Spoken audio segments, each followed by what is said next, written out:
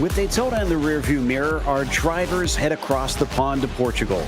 The lack of elevation back in Florida will be highly contrasted by the roller coaster that is Portimao. Buckle up and get ready for the PCA Sim Racing Series 13 Pro Class. You'll see it all live here on RaceSpotTV. I'm Joe Peak, and with me in the booth tonight is Ewan O'Leary. And behind the scenes is our director, Ramiro Cisneros. Well, we're thrilled to have Princess Cruises as the 2025 PCA title sponsor. As the official cruise vacation partner of Series 13, they provide exclusive offers, including world-leading itineraries across a fleet of 16 elegant ships, sailing to more than 330 global destinations. Reach out to the PCA concierge team to book your next adventure today by calling 833-679-2188. PCA is also proud to announce that they are celebrating their 70th anniversary in 2025. Here's to many more decades with North America's largest Porsche enthusiast group.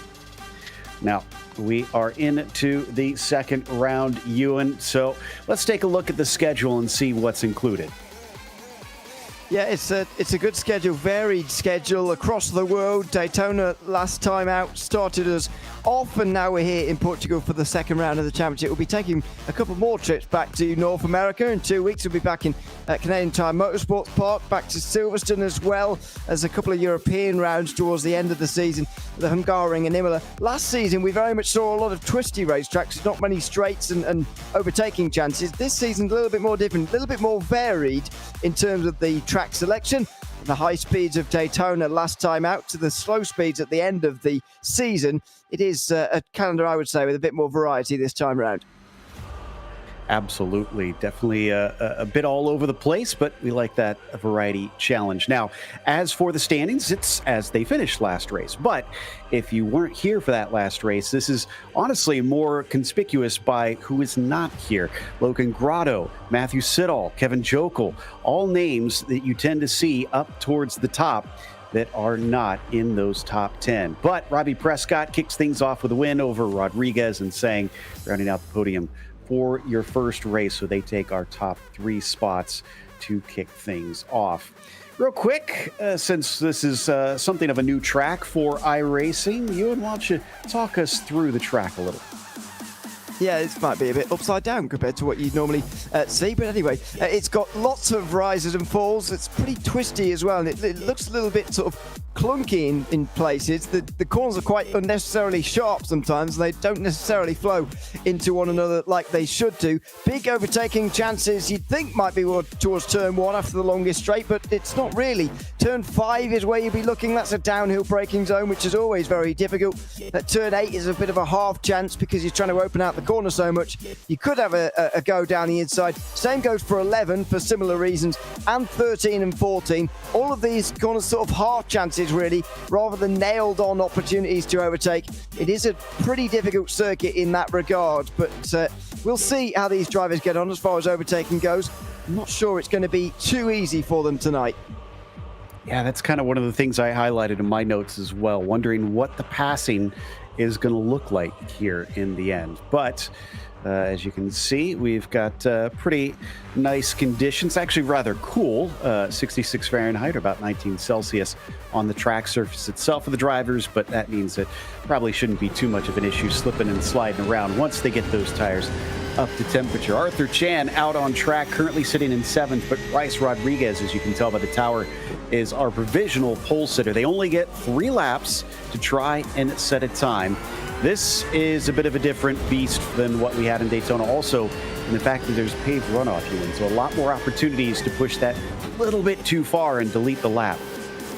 Yeah, it's a classic Grade 1 circuit in that regard. There's so much tarmac runoff to go at here around this circuit. And so, oh, hello, off track's going to be an issue as well. That's Arthur Chan having a big slide.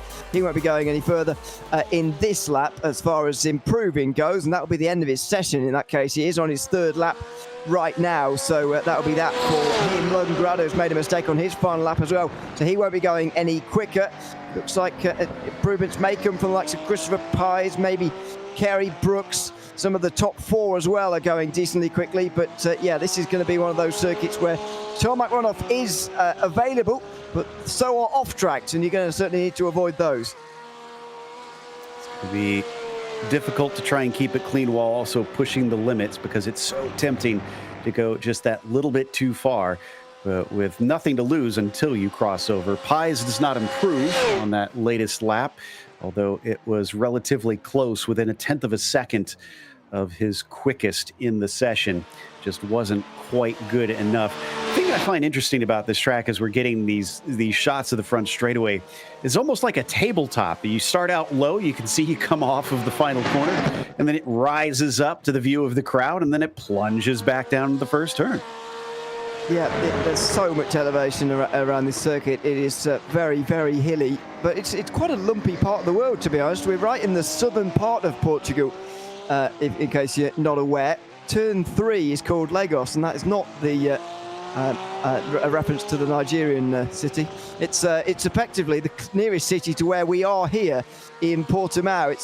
It's right on the south coast, if you like. And it's very, very lumpy around here, so very steeply up and downhill. It's a quite mad place to have a racetrack, really, but they've managed to get one, and it's very, very aerially challenging, if you like, because of where it is located in the world. Big plunge down towards turn 1. That's very, very steep there in towards the first corner. You've got a real steep incline out of 4 as well, and then it's pretty steeply downhill through 5. There's just so many corners where you're grappling with elevation change in a big change to what we had 2 weeks ago, put it that way. Yeah, it really is. I remember once when I did visit Florida for the Daytona 24, I looked up, where is the highest point? And it was something like, I think, 300 feet above sea level. It was very small considering it's not much bigger than a building, essentially, off the water level. As we check in with Waltman, who I believe has already finished all of his laps. Holmes was on a flyer, but it looks like he has stopped as he is unable to complete that one. Trying to see if there is anybody able to finish one. It doesn't look like it. Everybody's set their 3 laps that has the ability to. With 40 seconds left, if you're not on a flyer, then, well, you're not going anywhere. So that's why Waltman is essentially on a practice lap from here. So that means we're going to see Rodriguez on the pole for this one. So he follows up his second place, starting on the top spot. Let's see if he can go one better. Yep. It was pretty close as well for him to get that win as well. He had a good chance. I think he'll be frustrated that he didn't win at Daytona, to be honest. He lost the lead with only a few minutes to go after a mistake at the bus stop. He was under a lot of pressure from Robbie Prescott at the time, but even so, he would be disappointed that he couldn't quite execute and take the win from there, as Waltman goes over the line and will be staying where he is in 11th. But yeah, he's taken pole position here at the Algarve by the looks of things, ahead of Jesse Lyon, who wasn't a feature at the front at all through Daytona, and some other names as well who'll be looking to have better days, as here's the starting grid. Indeed, it's easy to get caught up at Daytona. Maybe a little easier here. We'll see. Bryce Rodriguez starts it from the pole, so ideal condition for him, with Jesse Lyon starting next to him and Matthew Siddall starting in third. Outside of that second row, it's going to be Kerry Brooks. Robbie Prescott was looking very fast in the practice. Only good enough for 5th, though, when it comes to qualifying today, apparently. Logan Grotto will be P6. Then we get to row 4, and that is going to be Arthur Chan, flanked by Christopher Pies. Nicky Chan with Arthur Chan, no relation there. Christopher Pies actually starting in 9th, and Thomas Ewing in the 10th position. Jonathan Waltman will begin from 11th, and then, of course, on the outside of our 6th row, it is Lenny Holland. Yep, then Christopher Cook and Leif Pitstone on row 7. Chad Henson is 15th ahead of Kevin Jokel, who smacked the wall really hard at Daytona on lap 2. He'll be hoping for a better time, I think. Justin Sang was on the podium. He's got a lot of work to do to get back there. He starts 17th ahead of Richard Worsbicky McMichael, who is in 18th. And Eric Sutton and Matthew Jokel, who was the victim of an incident with Michael Patterson at Daytona. He starts 20th ahead of Ryan Cowley, who dropped out of the top 10 late on. Michael Patterson is indeed in 22nd place, just in behind the driver he clashed with last time out. Jason Finch and Joe Sinclair share row 12. David Fernandez will be in 25th as Matt Quinn starts in 26th. And you've got Brett Holmes, P27, Chris Braun in 28th. And the final 2 on row 15 is Fernando Torres and Rich Minkler. 30 cars going to be starting in this race. That will certainly be plenty as in this pro class, you tend to see very little spreading out as everybody's so tight on pace. Right on board with Bryce Rodriguez for his pole lap. Do you want to talk us around here, Neil? Yeah, let's give it a go as he makes his way towards turn one. Just could have opened up the corner a little bit more actually, but did okay. He's just missed the anti-cuts on the right-hand side through turn 1 and 2 there before stamping on the brakes pretty much immediately. Pretty late apex here. You want to get to the right-hand side for turn 4, get a smooth run up the hill. It's so difficult to get the power on as the car gets light over there. Just about keeping 4 wheels on the road and keeping this lap valid. Then downhill into turn 5. This is a difficult braking zone right the way down to first gear. Very sharp corner indeed. Just about getting that late apex again for another good exit through this not quite a straight, but it is flat out section through turn 6. Then into 7, just down a gear, missing the anti-cut again, then pretty much stamping on the brakes immediately, much like you do at turn 3. This time though at turn 8 on the power. Light over the hill again. There's some familiar themes coming here. Then flat out through turn 9. Difficult on the braking zones. You really open up turns 10 and 11. Look at the space down the inside there that we'll be seeing throughout the race. Late apex for another good run through a flat out section. Just feathering the throttle slightly through turn 12 if things are going slightly wrong. Then again stamping on the brakes immediately out the corner in towards turn 13. You want to be getting to the left hand side here through 14 just so you can open out the hairpin. Getting a good exit, although it's such a long corner, you can basically just keep it tight here without really needing to worry about a late apex too much. Then opening out the final corner, which is just about feathering the throttle as much as you can before getting on the power and getting up towards the line. As I say, some familiar themes about going on this circuit. Coming through corners, then stamping on the brakes on 3 occasions there and getting on the power as you're getting light over the crest of a hill. Happens 2 times every lap as well. You do start to learn particular techniques by driving around this circuit. Yeah, curved braking, definitely a skill that will be sharpened by this place. Just the way that they like to throw those in before those heavy braking zones around here. What that's going to do, though, for those opportunities we keep talking about, who is going to be able to find a way to sneak by somebody, or are they going to be stuck? Remember, they do have at least one pit stop in this race as they have limited fuel cells. Now, the setup is open in these cars, so they can get them to how they like on that end. But everybody only has a maximum amount of fuel, forcing them to come in to refresh that at some point in the race. And if they are stuck, that could wind up being an important part, utilizing the strategy to try and leapfrog your competitors. But we'll try and cross that bridge when we get to it. We still have to wait and see. Yeah, I'm not sure that's going to be as much of a feature this week than what it was 2 weeks ago at Daytona, where it was a big factor in Bryce Rodriguez taking the lead away from Robbie Prescott through the pit stop phase with about 20 minutes to go. I'm not sure that's going to happen again. I think you're much more likely to see it this kind of circuit, just driving as quickly as you can, and it's going to be a more simple motor race in that respect rather than trying to save fuel too much. But we'll see. I'm not sure I've ever seen an iRacing race around here before, so we will see what happens. But a lot of unknowns, I'm sure, for these drivers as they begin tonight. I've called a couple races here, but not with these GT3Rs before, so it'll be fascinating to watch, no doubt, as they get lined up behind the pace car. Should be taking off for a partial pace lap around here, and then we'll be on our way.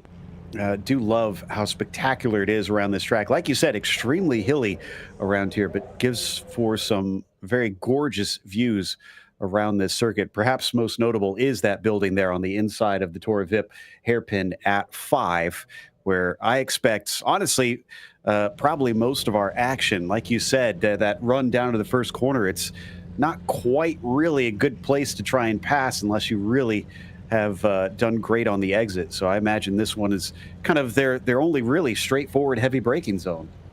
Even if you have done well on the exit of turn 15, then you've got a difficult chance because it is not a big braking zone towards turn 1 at all.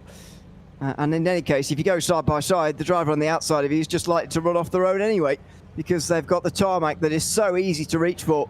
That's why there shouldn't really be tarmac on the outside of that corner. It should be just a thin bit of grass, and it will put people off. But anyway, that's how the circuit is, and so they've got to deal with that. It is much more likely to be down into here where the action is going to be, but remains to be seen just how important that qualifying session will turn out to be. I think Bryce Rodriguez has put himself in a very good position here to take the race win by getting pole position, but could be surprised by the amount of overtaking we see. He's raring to go. He's flashing his lights already. I am glad that you brought up the fact that drivers can go wide. And yes, they can. That said, it's not just worrying about it in qualifying where it will invalidate the lap. If they get 25 incidents, it is an immediate disqualification. Last season, you may remember they had a drive-through at 17. That is no more. They basically just have free reign until they hit that 25X number, and then that's it. They'll be removed from the server. As here's on board with Matthew Jokel, seeing what his perspective is a little bit farther down in the field. That's certainly going to be wild heading through that first lap with how twisty this place is, trying to find your way through all the different lines. And there are so many different lines on the top of the hill there, especially. So it'll be very interesting to watch what happens. That's the one hope I do have actually with this circuit, is that a couple of these corners, like turn 8, but especially turns 10 and 11, there are big chances to just fire down the inside because of the different lines that will be being taken. So I'm hopeful in that sense for some action through there. But let's wait and see as we get this first of 4 races, of course, in the Porsche Cup of America, different classes here at the Algarve over the course of the next 9 days. Indeed. Pros get to tackle it first. We'll be heading off to Club tomorrow, and then next week we'll pick up with the Sport and the Challenge classes to wrap it up here for Event 2. Pace car just about ready to dive on in out of Gulp and into the pit lane. And Bryce Rodriguez will have control. He's not allowed to go until he gets the call from the flag stand, so he has to wait patiently. Once he does, though, he's allowed to get on the pedal, but so is everybody else. So you got to be quick on the trigger here as they're coming up to that start line soon. It's towards the end, so it's a long wait, and there it is. Green flag is out.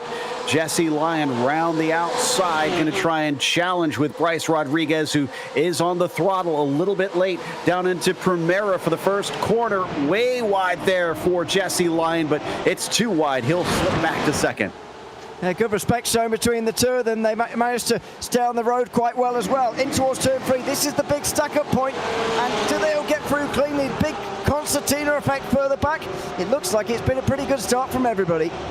I didn't see any incidents back there, but now we follow our leaders down into turn 5. Tori Vip sees no opportunity for Jesse Lyon this time, though there is a battle behind them. It looks like for 4th and 5th. Robbie Prescott trying to fend off Kerry Brooks for that position. He'll wind up slotting ahead of him.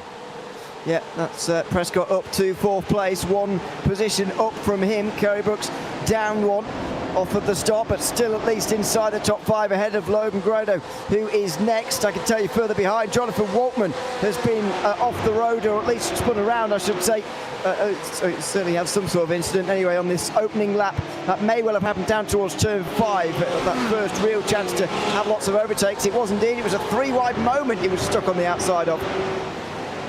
There's a lot of cars that made nose-to-tail contact. Hopefully that does not compromise them, because you certainly want clean aero to give you the downforce through these corners. If you mess up that splitter, it could be bad news for the remainder of the race. We continue to follow up towards the front of the pack here. Rodriguez still our leader.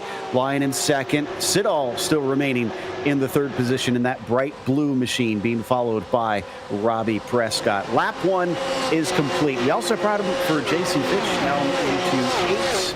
Looks like he got a little bit of help that turned him around. It's Brett Holmes, I think, who made contact with him. Holmes is now down at the back of the field as well. I think might have waited for Jason Finch, who eventually got going, but in last position. That's the 2nd week in a row, by the way, or 2nd race in a row that Jonathan Waltman has got involved in an early incident. As we have a look again, it was Brett Holmes. I don't think that was really his fault, but he clearly thought it was, and so he waited for Finch to get back going again. Yeah, Waltman was in an incident with Rodney Campbell, who got a black flag early on at Daytona. I wonder whether he might have been the victim of another black flag incident on the opening part of this race as well.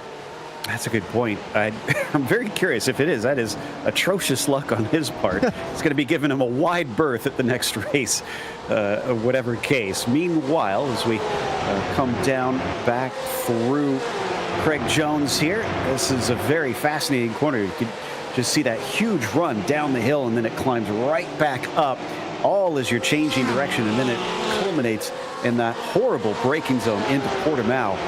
As they whip around now, coming up towards turn 13. This is really the final part of the track. This double right-hander that includes the hairpin of Sagres and the final corner of Galp really tests you, because you can see so slow downhill through the first part. And then suddenly, as you said, you're having to really manage the car through this wild ride of a final right-hander. Yeah, it's a rise and then a fall, as you just try and stay within the white lines on the exit as well. But all these drivers have actually been doing a very good job of that so far. From what I've seen, the off-tracks have been kept to a minimum by these drivers, and that's quite difficult early on when you are trying to keep up with those around you, and perhaps keep up with people who might be a bit quicker than you in reality, but you've not quite accepted it yet. On board with Rory Prescott as he tries to apply that pressure to Matthew Siddle at the moment. He's doing a decent job of it, but he's, I think, resigned already to the fact that Rodriguez and Lyon are comfortably quicker than the rest. At least they've got a margin over the rest of the field anyway. This looks like race control disagrees with your assessment on Brett Holmes being unable to do anything. They have decided he was at fault, so he's been given a black flag for that incident. So our first penalty of the day being handed out. We continue to watch Prescott here just outside the podium, sticking with Matthew Siddall. But yeah, I mean, already it's looking like what you were saying, where they're just kind of stuck. So he's just accepted his lot in life. He's kind of ripping the laps off for now until they figure out what they can do here. Yeah, by the way, I wouldn't know for sure who was at fault with the Brett Holmes one, to be honest. It just looked like it from that onboard, but anyway, I might change my mind. He was down at the back of the field, 30 cars, but thankfully everybody stayed out the pit lane. Other than that, which is a positive thing, and all 30 drivers are underway quite nicely with minimal problems as well, as we get to the first 5 minutes of this race complete. As I say that, Rich Minkler seems to have gone off the road, and he's dropped down to 29th. I'm not sure what happened there, but you're right. He's close to the back of the field. Brett Holmes has already served his penalty. He's been out. Interestingly, I see Chris Braun looking like he may have started from pit lane. I'm not sure. So there's another look at Brett Holmes. And yeah, I know it was your initial assessment, but I wasn't really saying that you were entirely blaming him there. Interesting that he did wait for him, but still got penalized for it. Yeah, it is interesting. Some stewards will say, well, you waited, so we'll let you off. But I can never decide whether it's that's a good thing or not. It feels harsh on Holmes, to be honest, for an incident that really, if it was his fault, then it wasn't anything massively major. I wouldn't say it wasn't glaringly obvious one, but he decided to wait nevertheless, and then he's got a drive-through penalty on top of it. So I think he'll be pretty displeased with the opening part of this race, but it just shows you do have to just carry on. As bad as it feels when you have spun somebody around and you just drive past them, you've got to carry on, because race control might give you a penalty anyway, and that's only going to hurt you more. So that's what happened to Rich Minkler, all on his own. Everybody scatters. Oh. Wow. Very lucky. Who was that taking avoiding action? They changed their mind twice and still got away with it. I think it was the group that's now being headed by Matt Quinn in 23rd. So whoever was at the head and the second of that group at the time would have been the ones weaving around and trying to avoid, because that happened a little bit further down. But yeah, good avoidance. It's quite difficult to avoid a car when you can't really see where they are because of all the smoke that's been kicked up. Another black flag, Leif Peterson. Now this one says an orange zone violation, so not sure if he had some contact somewhere. That's usually, for those that aren't aware, the orange zone is essentially run by the PCA so that everybody is extra careful. If you have an grievance through there, then essentially you get punished extra strict. So the drivers will try to avoid that. Did he hit Waltman then? I guess. I don't know. That's the only thing I can think of at the moment, as Pies gets down the inside. Oh, that was a bit ungainly. Christopher Pies down the inside of Nicky Chan, and well, he's got 8th place, but just barged straight into the side of him as well. And for those that weren't aware and can't tell, they are very strict about car contact around here. So I'm curious if stewards will do anything about that. I mean, to me, it seemed pretty side to side, and it wasn't like he dive bombed him out of the way. But we'll see what they say on that one. PCA does have kind of their own rules that they stick to. So it's very much its own governing body if you're not used to any of this. This is all pretty normal in here. And I actually really like what they do, because this is honestly usually one of the cleanest series you'll ever watch, especially with the number of drivers involved. Usually when you get up to this size, things can get a little typically messy, but so here as we've got another look at it. Yeah, I mean, I think he presented himself pretty well, but if you ask me. Yeah, it's a little bit rough and tumble, but there's nothing wrong with that. He was okay on the brakes there, and he gets through in the end. That's the kind of pass you've got to make at this circuit. I mentioned about the sort of very wide lines you often take into these corners at this circuit. It really opens out an inside line, and if you are committed enough, sometimes it feels like you're doing something a little bit silly, but if you are committed enough, you can make it work, as Pies has just shown there. So yeah, if you commit to it, you can make it work, and he certainly did. So that'll get him up to 8th place as we return to Prescott and Siddall. Now, this is interesting. I'm glad we come back to this, because one thing I've been noticing is that Matthew's actually been losing track of Lyon and Rodriguez. It's now to about 2 seconds between himself and the top two here. So if Prescott is being held up, he's going to have to do something soon. Yeah, he is, but Bryce Rodriguez is looking very quick at the moment anyway. He's pulled over a second over Jesse Lyon early on here as well. And I'm not entirely sure Matthew Siddall's being a complete cork in the bottle at the moment. He does have some small gaps behind him from Prescott, for example, but Kerry Brooks is 9/10 behind Prescott, which shows he's slightly struggling to keep pace. Then Logan Grado, another couple at 7 or 8 tenths, maybe 9 behind. Offa Chan just over a second further behind. So I'm not sure Siddall is being quite the cork in the bottle that maybe he was in the first 5 minutes. In the same way, though, he's still not as quick as the front two. Well, and Logan especially could just use a good result in general. He was the only driver in the pro class to come away with 0 points last round. So 6th place, even if he doesn't finish higher than that, would be a massive improvement, because he's essentially taken up his drop week already. So we watch Kerry Brooks and Robbie Prescott continue to work hard on Matthew Siddall here, up to Galp once again, trying to spot the apex around this long corner as it rises and falls, and then once again rises off the corner back onto the main straight, but nothing doing there. Nobody really finding any sort of advantage over one another. We're starting to settle in a bit here, the top 6, with no positional changes other than Robbie Prescott overtaking Kerry Brooks on the opening lap, and this is a lot like what I expected from the opening part of this race. Little opportunity for overtaking, and mostly running line astern at the front of the field. Further back, there's been a little bit more going on, a little bit more movement, but up here, it's been very difficult to come by indeed. And that, you can see that here. Siddall clearly not as quick as Robbie Prescott, although I still don't think he's the cork in the bottle. He's certainly slower than Prescott, but I haven't seen a single chance yet for the 01 to actually make this happen.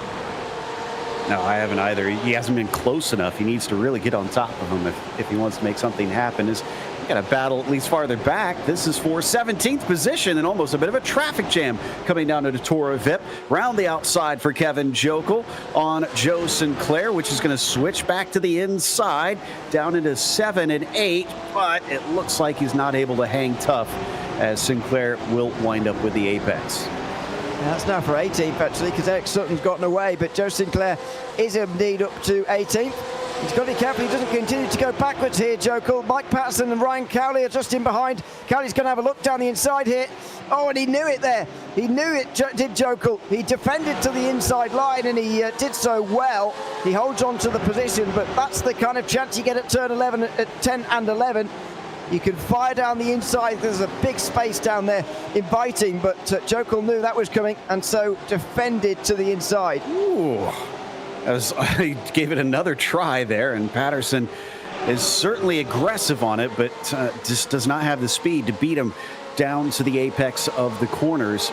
Let's see if he can do something better off the main straight. Like we said, you need a very good run. And these cars don't necessarily draft quite as well as some open wheelers because the downforce is not as great. And coming up to the first turn, no, he is not nearly close enough. Instead, he's under attack. Ryan Cowley gives a look and then reconsiders. Yeah, you have to at turn 1, really. You're better off waiting for turn 3, to be honest, as we're going through now. This is, meanwhile, the battle for third. Still ahead of Prescott, then Brooks, and that is still single file from where we were before, 13 minutes into this race.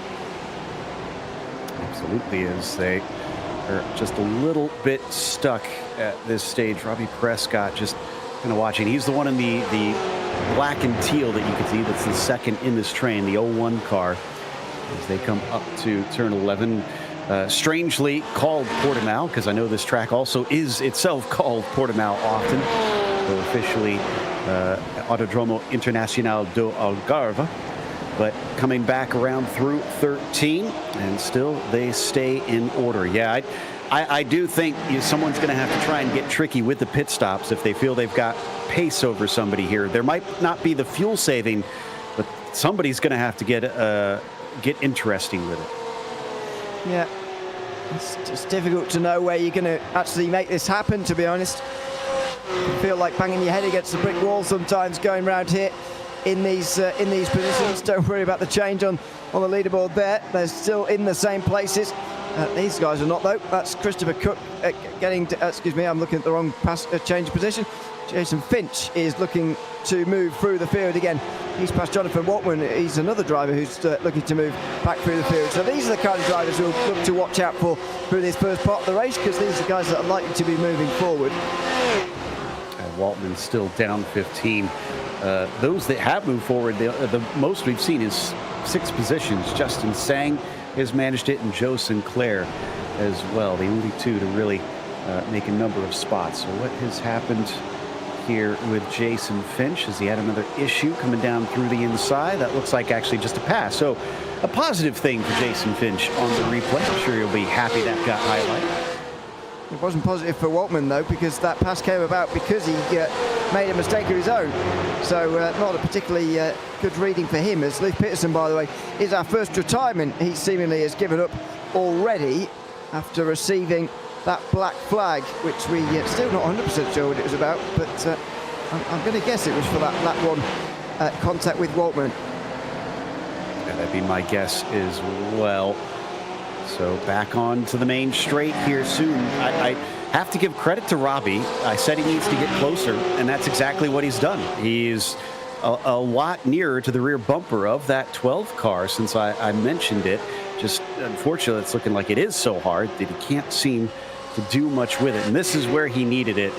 He didn't get the run off of Gal. Yeah, not this time. And the gap continues to extend to the leaders as well. Nearly 6 seconds for Sido now, as he continues to keep Prescott behind. That'll be an off track. It's probably not his first, but it invited a chance there for Brooks. These are the moments you've got to take advantage of. We're a quarter of the way through this one. If you see a mistake ahead, you've got to try and take advantage of it, because there won't be many in this class, and you're not going to get many chances otherwise. Certainly not.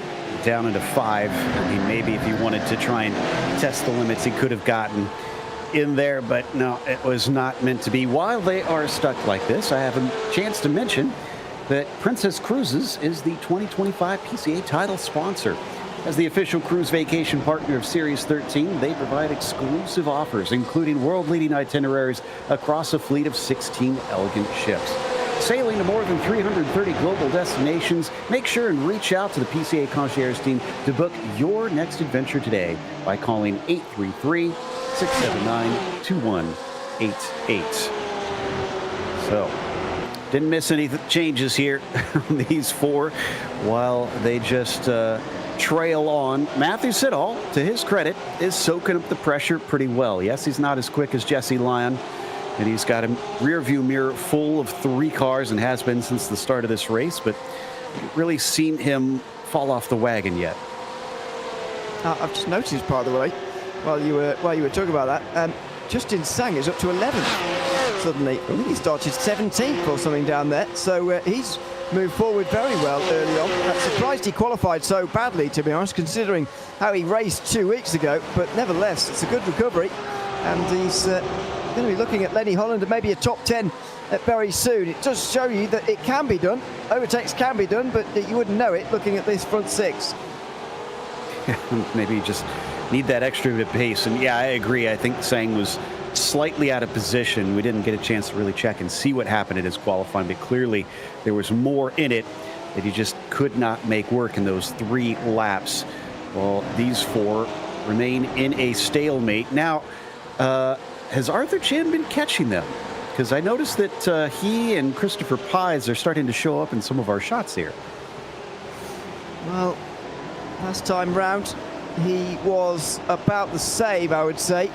43.4 for him. It was actually a bit slower. I think generally he's been getting slightly closer, but it's not too major for the moment. Logan Grado has got to be catching up as well. He's got to try to, but so far it's a very stable race situation for these guys battling for that final podium spot.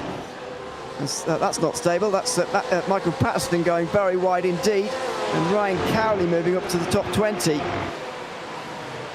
Cowley getting by Mike Patterson and denying him a chance to try and sneak back through turn 11. As he saw that one coming.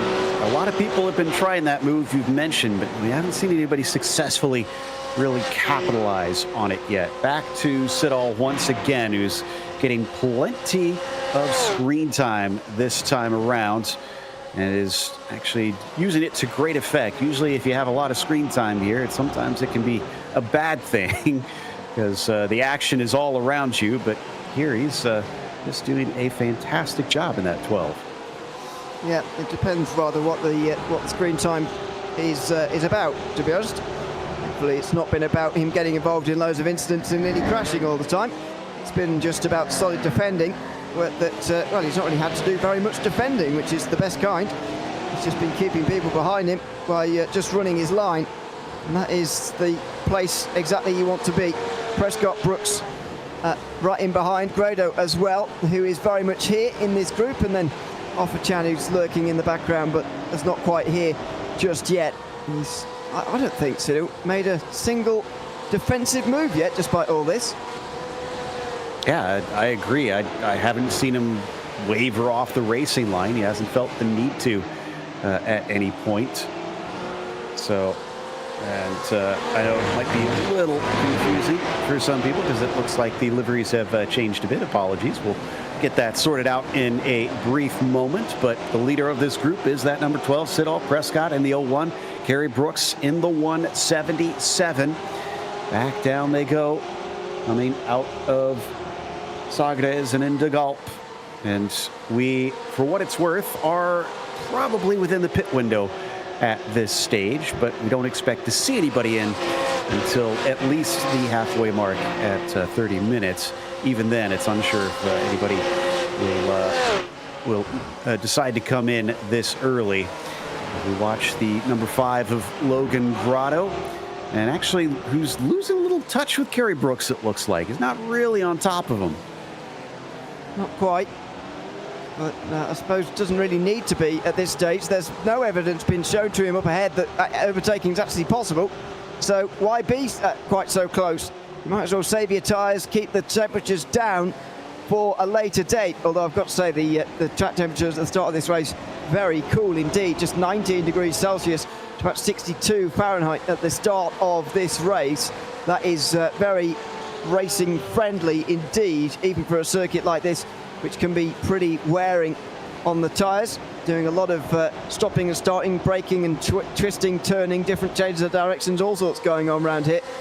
But the tyres shouldn't be under much strain in those kind of temperatures, you wouldn't have thought. A little bit further down, there's other groups going on. 10th place, Lenny Holland is leading Justin Sang and Thomas Ewing for 14th place. Chad Henson's ahead of Chris Cook and Matthew Jokel. Joe Sinclair's at the head of the group for 19th place. There is a lot going on, but I'm afraid to say not too many switches of position.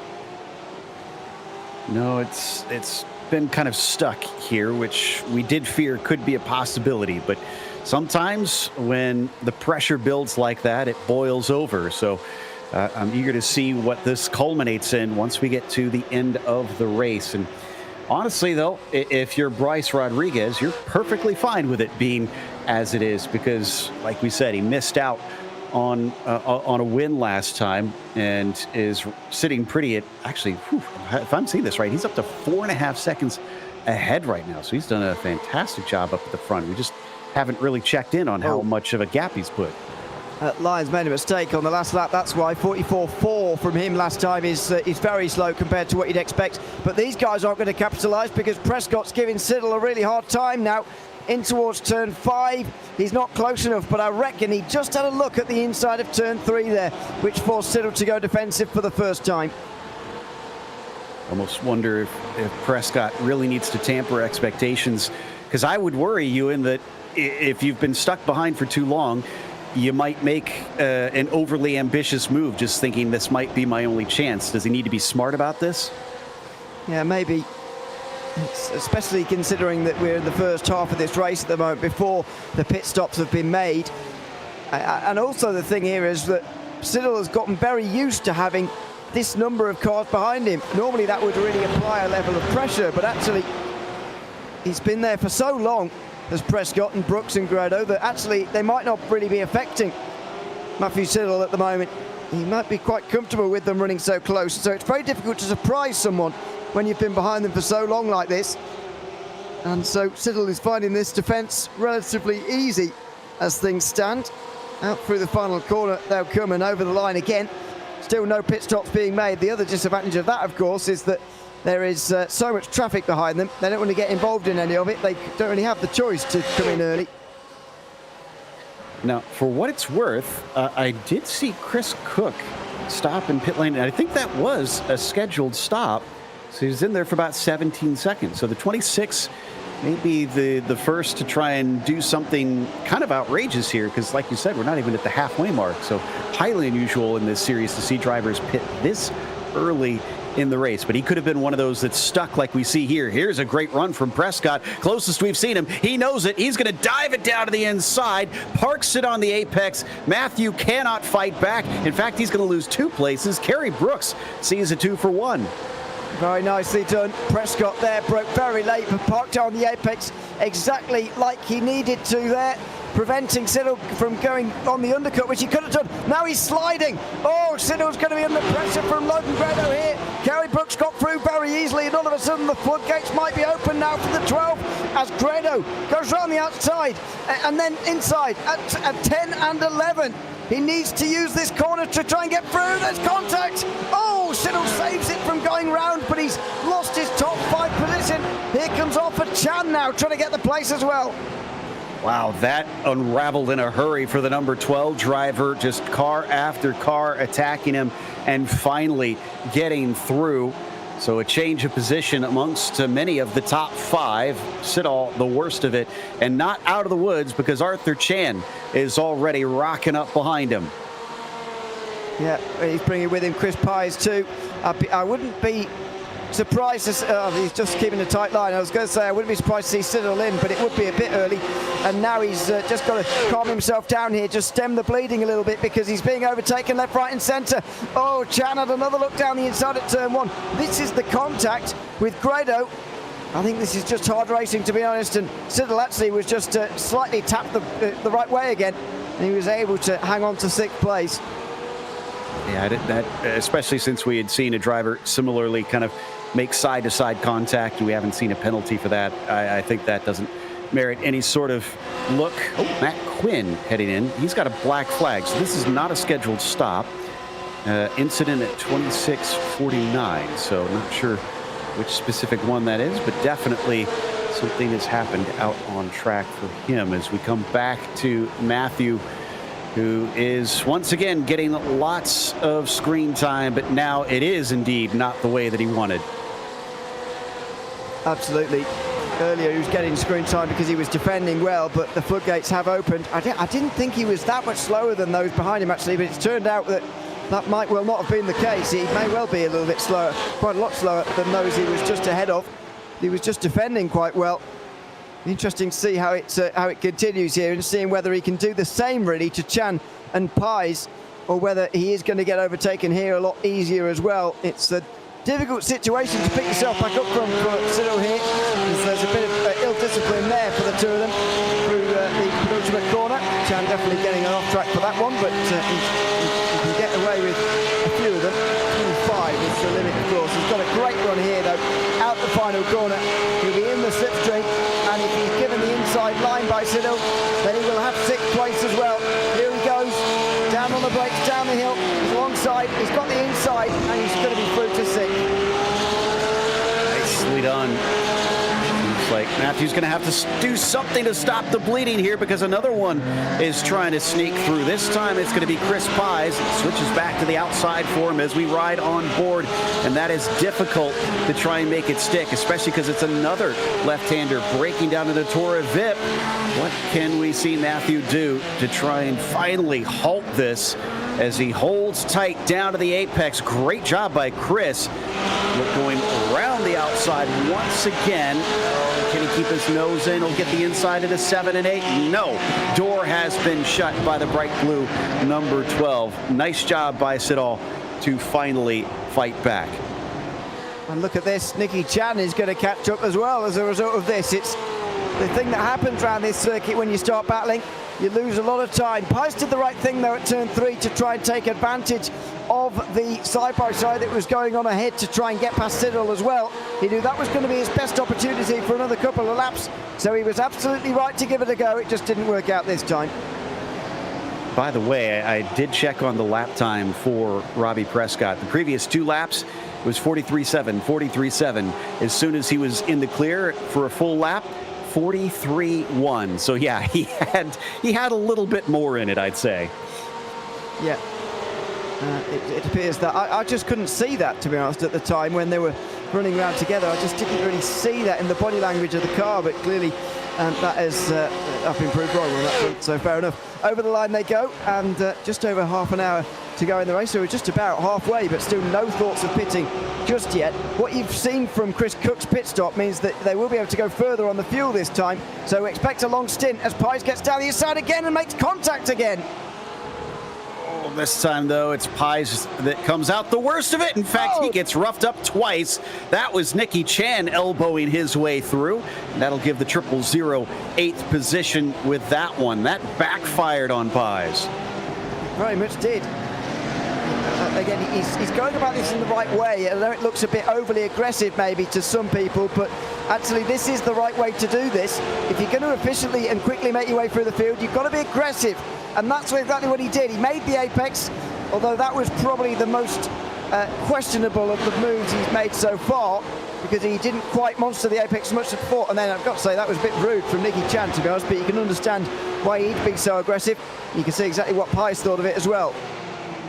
Left with a little bit of pie on his face, unfortunately, from that one, as they come back down the hill out of Portimao and up towards 13. He tries to remain as close as he can, because he's still able to pick these back up if he's smart about it. In fact, he's looking like he might have good opportunities to attack on Nicky Chan here, because he's been hovering around that rear bumper for much of this lap. What he really needs to do is nail the final right-hander out of 15. Both of them going very fast into there, but oh no, he's going to pit. Interesting.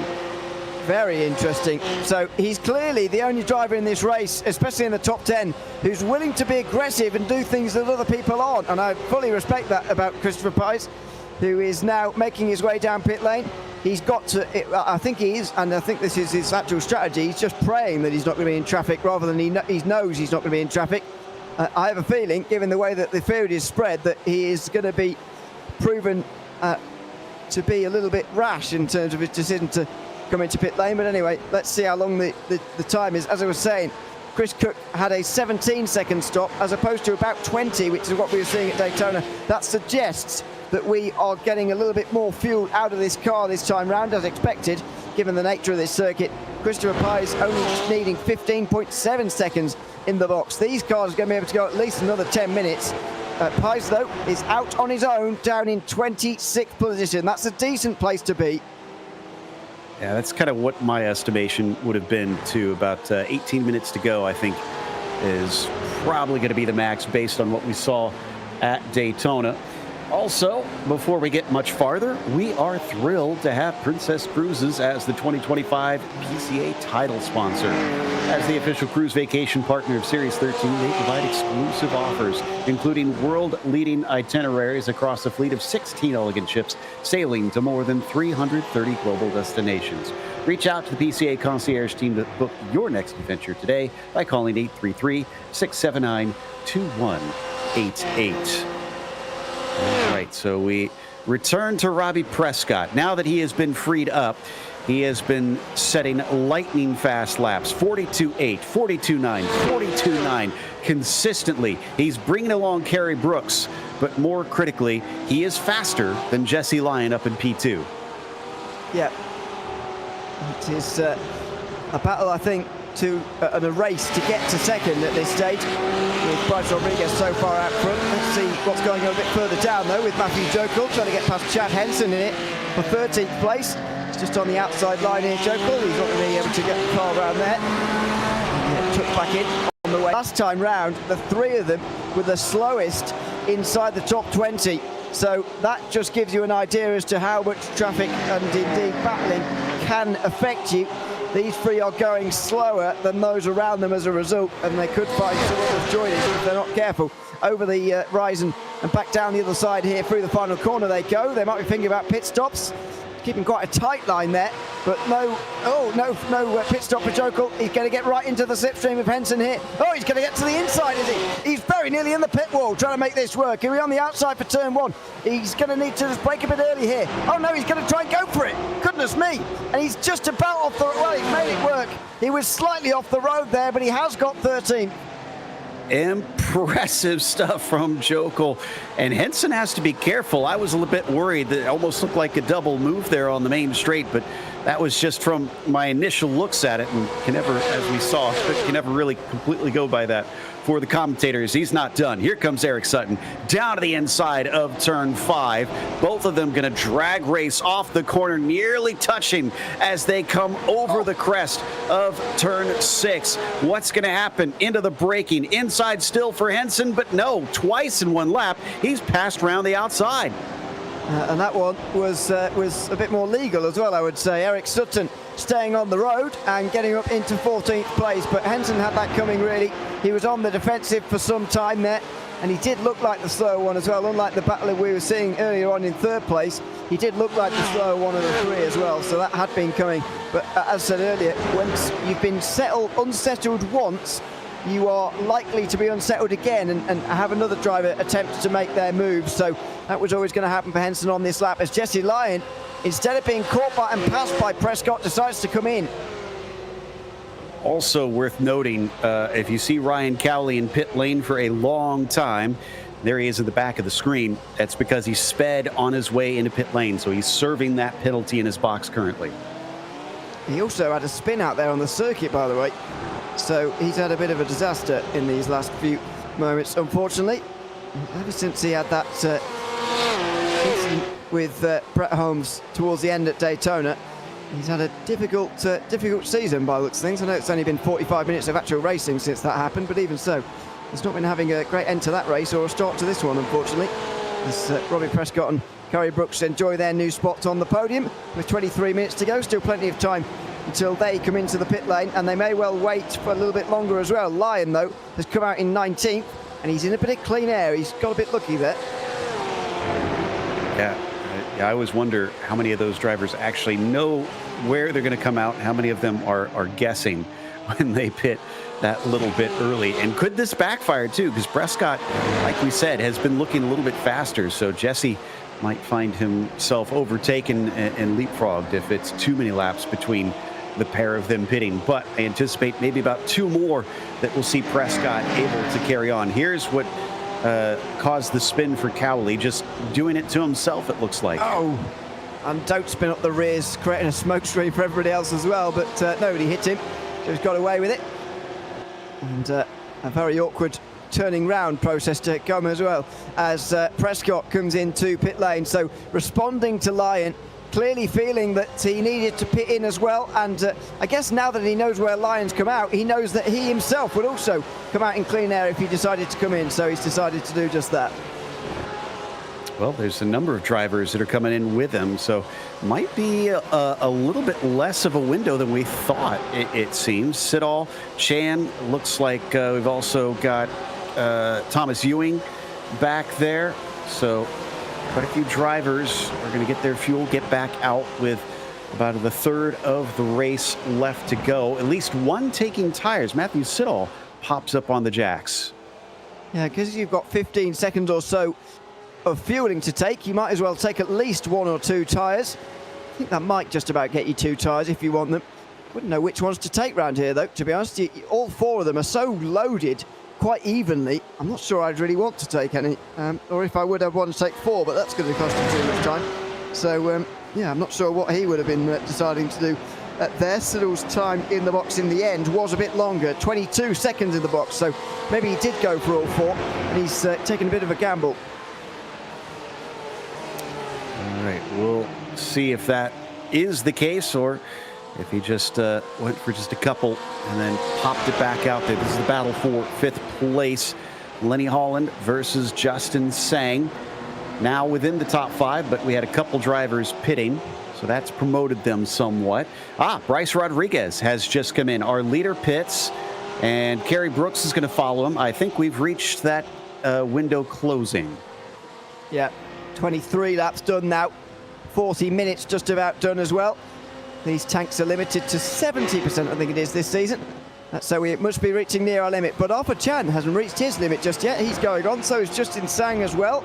So it depends, really, how economical you've been on fuel. But I don't really see much point in carrying on for the likes of Kerry Brooks, so I'm not surprised. He's in. Robbie Prescott, 1.2 seconds behind Jesse Lyon. Has Brooks been able to use the lighter fuel to get out ahead of them? Let's watch and see. Rodriguez is already on his way. And he, of course, will return, we expect, in the lead since it wasn't very close before, but he'll be scored as 4th until the last of our cars pit in. Chris Braun also carries on. Jesse Lyon emerges, and he is, it looks like, about 5 seconds behind Bryce Rodriguez. And he's just ahead of Kerry Brooks, but not much ahead. Well, actually, as he gets up to speed here, Brooks is going to end up just over a second behind, but it's actually Prescott who's really missed out. Prescott's missed out because he's down to what will be 4th place. He's right at the back of him, though. That's what I was going to say, that Brooks and Prescott have swapped positions in that exchange. So the 01 did not get a good stop in. In fact, I'm seeing it was about a second slower than Kerry Brooks. So that failed to pan out for him as we continue to watch a few more cars pit in. We still need Chan, Sang, Henson, and Braun. They're the only remaining 4 that need to owe us a stop. It says that Braun's been in, but he hasn't. He started from pit lane, I think. And so that's why he is shown having been in pit lane, because technically he has, just not to make his stop yet. So he will get out of the way pretty shortly. But this is the battle. This is the one that's changed hands. Kerry Brooks is 3rd. Robbie Prescott's down to 4th. And if they fight too hard, they'll be inviting others into the party as well as Arthur Chan comes in. Justin Sang still got fuel left somehow. Frustration, I think, is the word of the day for Robbie Prescott. He got by 1, only to get overtaken by another and get slotted back down once again. Justin Sang, somebody needs to inspect the fuel cell on that car. He went around for another lap. Yeah, I'm not sure how, to be honest. He will have done, 44 minutes probably by the time he's in now.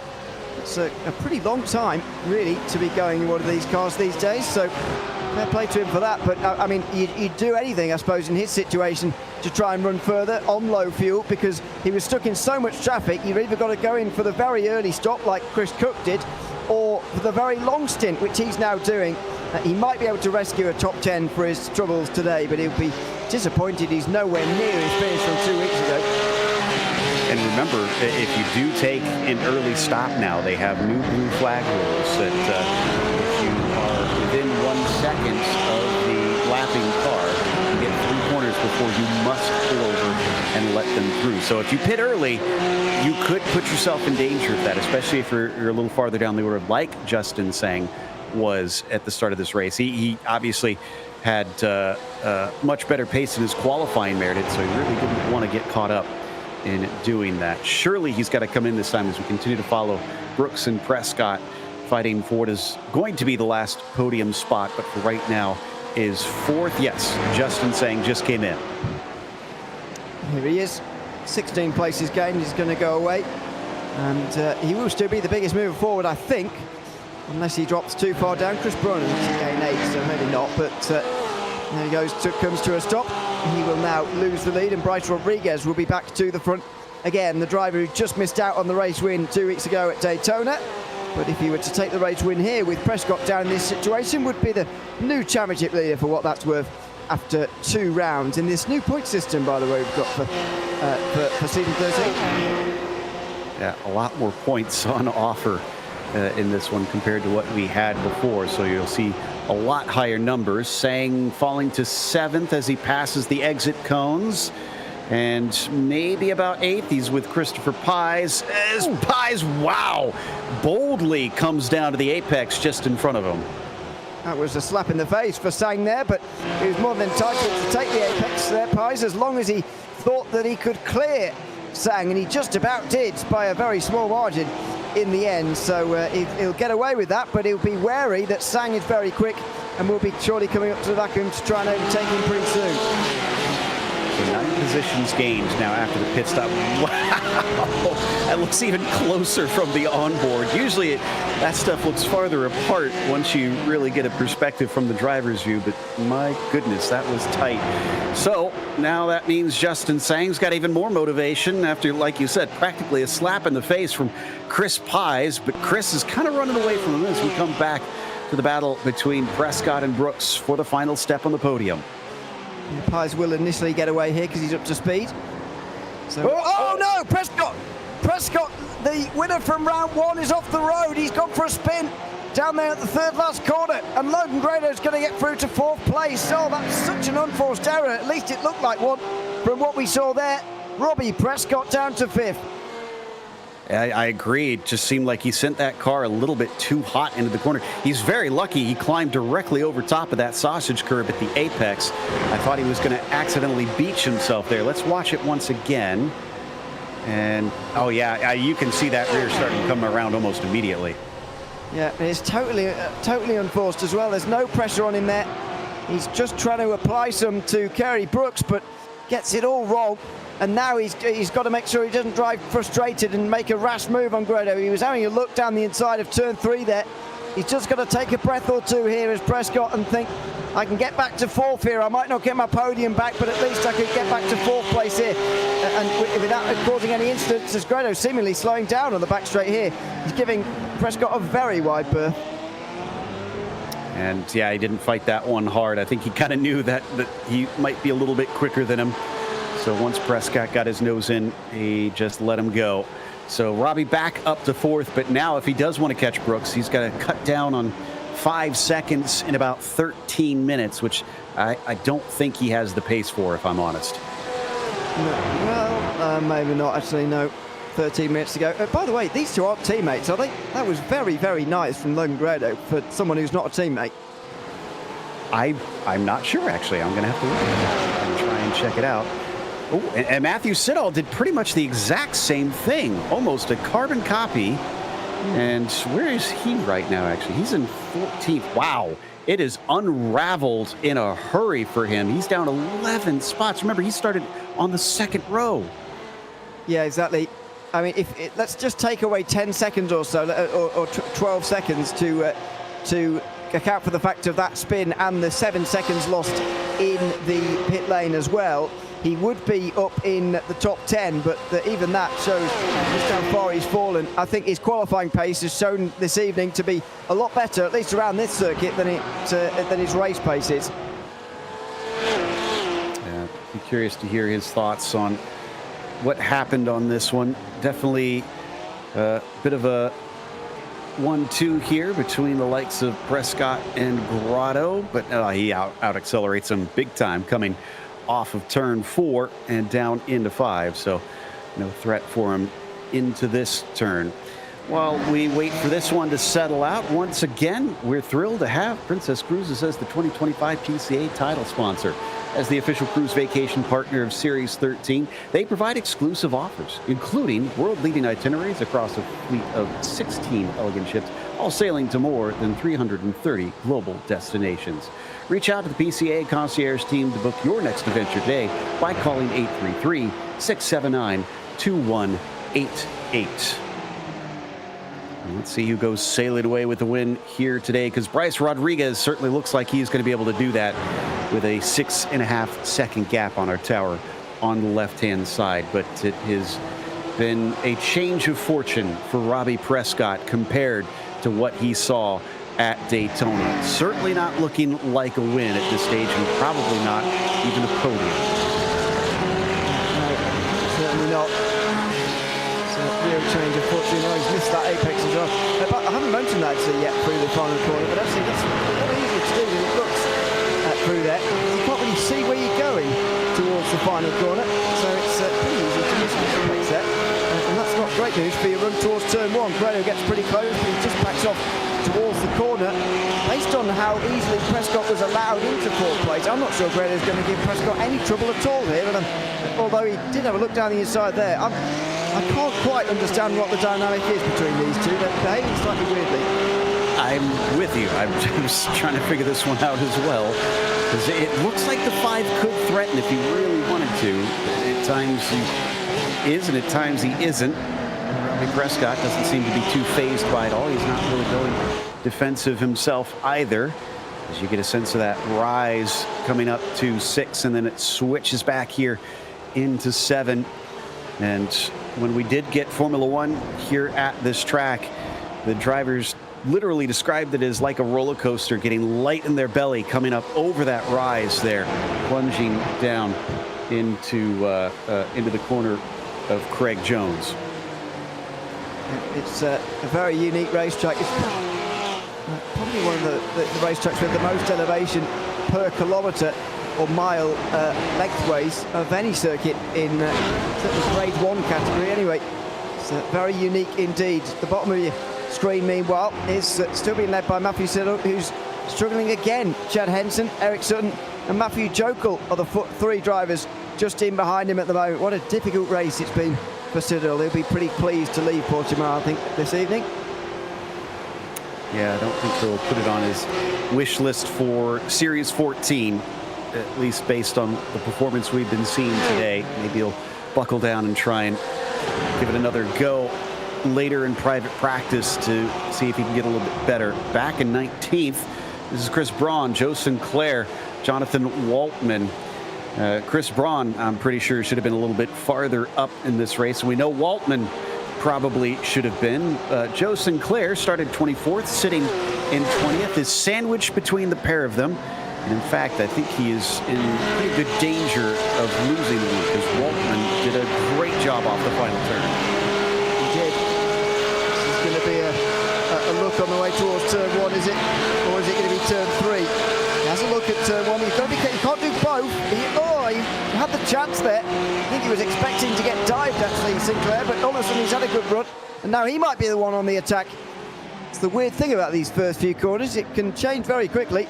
But in the end, the 3 of them stay in the same positions as before, and suddenly it's Chris Brown with the one who's got all the pressure on him.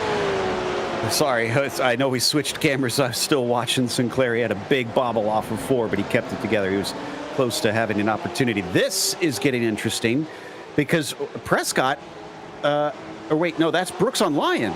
Okay, so this is, I thought that we were seeing Prescott catching him. No, it was the 177 looking at P2.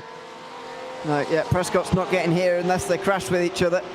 It's going to be a battle for the 2nd and 3rd places between these two. They were actually catching Bryce Rodriguez while they were driving single file, but now they're watching each other and thinking about each other. They are losing time to Bryce Rodriguez again. Not that that really matters, because the race leader is pretty secure in his position as things stand. Through the corners they go. Brooks, has a look down the inside. Lyon defends and holds on again in 2nd place. Good little defence from him. Kerry Brooks will have to regroup and try and come back again. He's got 7 minutes to try and figure out a pass. trying to get a little creative there with some of those lines, but didn't quite work out. Ewing lost a lot of position. Let's see what caused that. Just another self-spin. I think that was at turn 11. Couldn't even see him from the downhill cam, unfortunately. But yeah, he was left prone across the track and eventually had to return onto the racing surface as we watch the 1:15 of Jesse Lyons somehow managing to still hold on to this second place. Been trying to keep the all-comers from gaining enough to be a threat here, despite a few seeming quicker than him. One's finally gotten within range, but they may have run out of time. Has Kerry Brooks got enough pace to try and challenge Jesse Lyon as we ride on board with Joe Sinclair with what I assume is a replay maybe here? Looks like it. Oh, in live pictures. Oh, yeah, it is a spin for Joe Sinclair, unfortunately, at the back. In live pictures, Kerry Brooks slipped through on the inside out of turn 13. Seemed to come out of nowhere, really. Jesse Lyon, though, loses out to Kerry Brooks in one go there. That was a bit weird, really, but Brooks slips through. Yeah, it was hard to tell if with the little picture-in-picture, but I went back and checked, and I think Lyon made the mistake. He cracked under pressure and gave away that P2 with only a few laps left to go. Now, if he can hold on, he could try and fight back, but he's going to have to really work hard on this one since we know how tough it is to try and overtake around here. Is that lap traffic in front of him, actually? Yes, it is. That's Mike Patterson, so that might help him. We'll see who it benefits, really. They are in that stage of the race now, by the way, where lap traffic is a factor. Ryan Cowley is already behind them. He's a lap down to these guys, as well as running around on the racetrack. Rich Minkler's not that far ahead, although I don't think he will be overtaking. It'll be Patterson, the last one they have to lap here with just over 5 minutes to go. It looks to me like Brooks is going to have this for the remainder of the race. I think he's just got that little bit extra speed at this stage, and it would be good for him to get on the first podium for the first time this season, as it will be for Lyon as well. These two really nowhere at Daytona. Around through 11 they go. Next time they cross the line, probably roughly 4 minutes left on the clock. So here's the mistake from Lyon, and very similar to the other ones, but he kept it from looping completely around. We've seen, what, about 3 or 4 different cars now seem to lose the tail up into 13. Yeah, it's seemingly a second half of the race thing, which is even more weird. If it was happening early on in the day as well as now, I would sort of accept it a bit more, but for some reason it started after they all came out the pit lane after their pit stops, and I can't really see any reason why that would be, other than getting tired towards the end. It's only an hour race. Wouldn't expect them to be getting that tired, to be honest, so I can't quite explain why that corner has become so difficult all of a sudden, but for whatever reason it has, and I'm not entirely sure for the reason. As I say, I mean, maybe tyre wear is the only thing I can think of, but not really sure. So, okay, question for you then, because one thought, this is a very, like you'd pointed out before, a lot of heavy braking zone, stop-start sort of track, and this is a car with a lot of weight on the rear, so maybe all that stop and start is abusing the rear tires a bit much? Yeah, maybe. I think sometimes maybe I'm falling into the trap of traction control saves you from everything, but I think the rear tires do survive a little bit better because of the traction control that you've got on the ABS as well, but it is possible that the rear grip does go away from you towards the end because of all this stopping and starting, and you're right, it is a rear biased car, but you'd think these drivers would try and tune that out the best they can. I reckon they'll probably have the brake bias a bit further forward at this circuit than maybe they would at some others because of the different changes of directions directly before braking zones. You don't want to have a rear biased car, particularly in these corners like braking zones at turn 3, turn 8, turn 11, turn 13, all of those sort of rear biased braking zones that you can get in trouble in. And you really want to avoid and tune out the car if you possibly can. So I would be surprised, but you know, tyre wear is the only thing I can really think of, and the rear grip going away from them. Could be we're just reading too much into it as well, and it was just a coincidental series of spins. But whatever the case, look at the battle we got brewing for fourth. Robbie Prescott versus Logan Prado. He passed Logan a bit ago in what seemed like a relatively easy fashion, but we've been speculating on what's really going on here. Are they not trying to fight each other too hard? Remember, I mentioned Logan probably wants to get to this finish and not lose more points once again. He came away with a goose egg last time. It's very interesting to see the way they're driving with one another at the moment. As I said, I don't think he's on the same team as Rory Prescott, but the way he gave the position over towards turn 5 certainly made me wonder, really. But anyway, since then, he's started to apply some pressure, and actually at one stage looked like he was going to go barreling down the inside. Eventually didn't, but and that wouldn't have happened whether teammates or not. But even so, it was very strange. Now, though, he's just losing those few tenths of a second, and with just under 90 seconds to go and the white flag pending, I don't think he is going to be having another chance at getting through. In fact, the gap's only getting bigger. Yeah, white flag for Bryce Rodriguez getting ready to be displayed. Less than a minute left to go by the time he gets there, and a minute 42 lap times means that we're not going to be seeing him anymore after that, except for the checkered flag. As we watch the battle for second and battle for fourth, two of our highest battles right at the very end. We've lost a couple drivers. Peterson was the first. Brett Holmes, Matt Quinn, both out. Ryan Cowley is the latest to be out, and that is unfortunately due to a DQ for incident limits, it looks like. All right, we've got that white flag now for both of our battles as well. Yep. Rodriguez just ahead of them has taken the white flag as well to cap off a great race for him, where he's led pretty much every lap bar a few in the pit stop phase. Is there going to be another change inside the top 5? It was a very static opening to this race in the top 5 as far as overtakes go. It was pretty lively through the middle, and then towards the end it's gotten quiet again here as Kerry Brooks overtook Jesse Lyon and has consolidated that as well. Lyon just hasn't quite had the speed to hang on to that second place, although he did have the speed to get there initially in the first place through qualifying. Yeah, I think he's going to be kicking himself, because if he hadn't made that mistake, we've seen how important track position is in this one. I think he would have been able to try and hold on to the end and not relinquish that P2. Will he need those valuable points come the end? Because Bryce Rodriguez is looking at potentially a second and a first to open up Series 13. Just about perfect, and even though if it isn't perfect, it's a pretty good points haul to start off. Momentum clearly on his side to kick off lucky number 13 for the number 30 car. Round the final corner and back up on top of the tabletop, on top of the world for Bryce Rodriguez as he wins in Portimao. A comfortable victory as well, completely dominated actually after the disappointment of missing out on Daytona. That mistake at the bus stop chicane with just a few minutes to go, losing the lead. In the end, rectified here this week as Brooks beats Lyon to second and Prescott beats Laredo to fourth place, and they flash their lights at each other over the line. How about Justin Sang, up 9 positions to finish 8th today. Excellent job. Very curious what his qualifying would have been if he hadn't have made a mistake. Also, Lyon was trying all the way to the end. He was nearly losing the car out of the final corner. He was pushing so hard to try and get that second place back. I bet he is indeed ruining that one.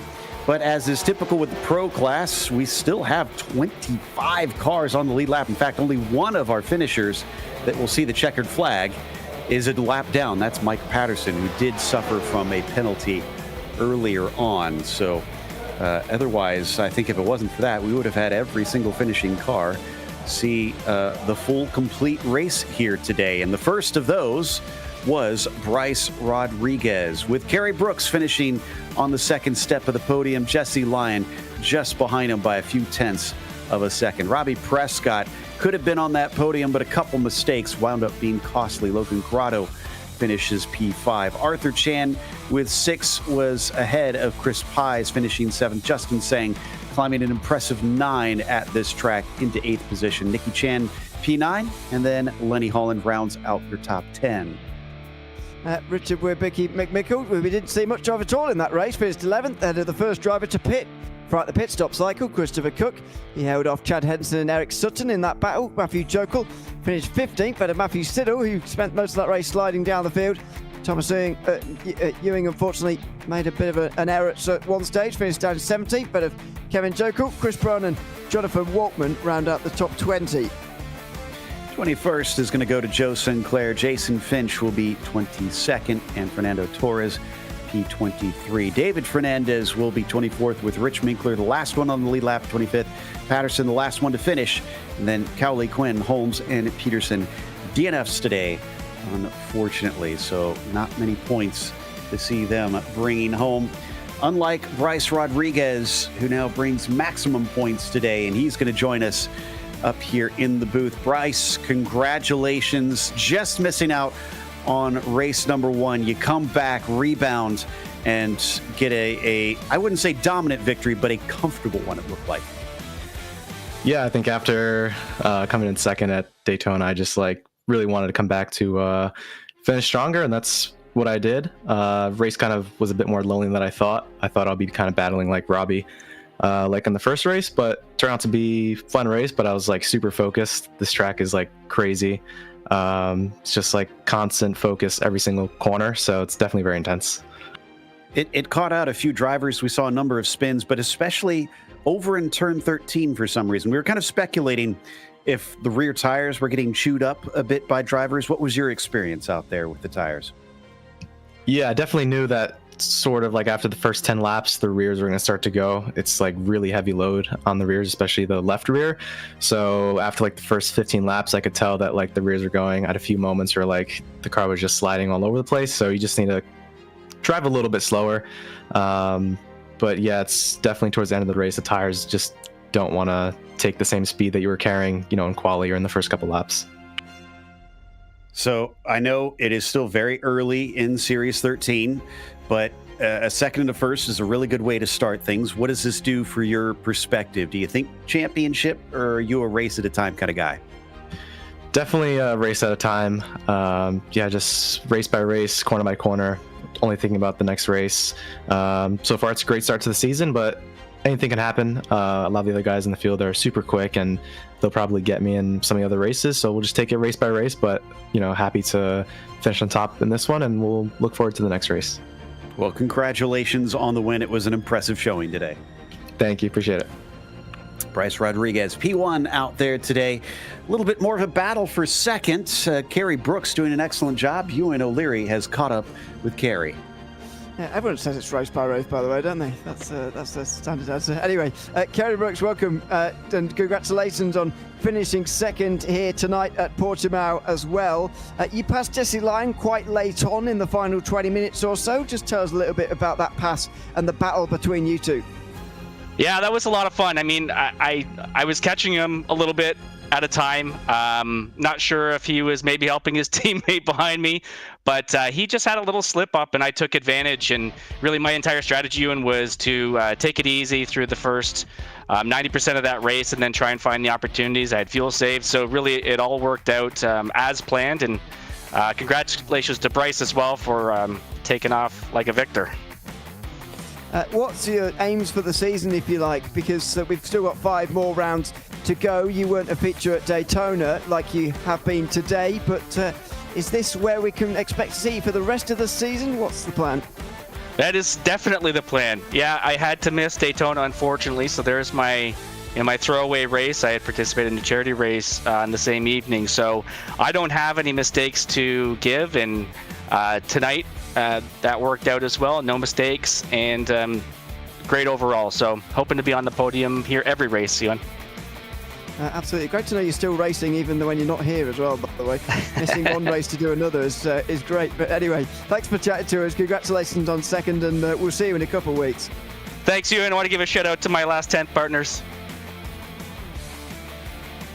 Thanks very much. Kerry Brooks there at second place here at Portimao. Which leaves us with Jesse Lyon finishing P3. Jesse, let's start with the hard part first. You held second for a long time in the race, and then it was a mistake at the end. What caused it? I got greedy. I tried to.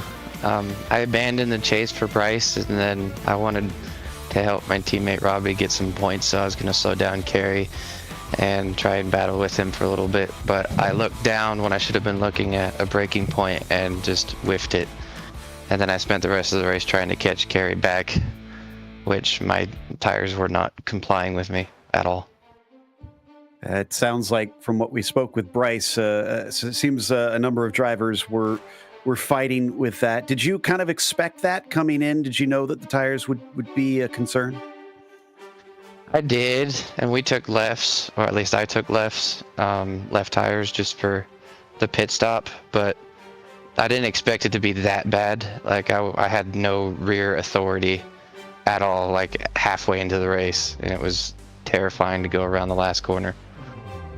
Kind of joked that, some drivers would be happy to see the other end of this track after today with the number of mistakes that we saw. What's your feelings on Portimao? Do you want to see it return in 14, or did you not enjoy this? I really respect this track and I see its appeal, but it's my least favorite track, or at least it's my worst track because I'm just not that good at it, but it is one of the most unique, so. That was a very diplomatic answer, but again, congratulations. It was still a podium finish and valuable points today. Yeah, it was a lot of fun.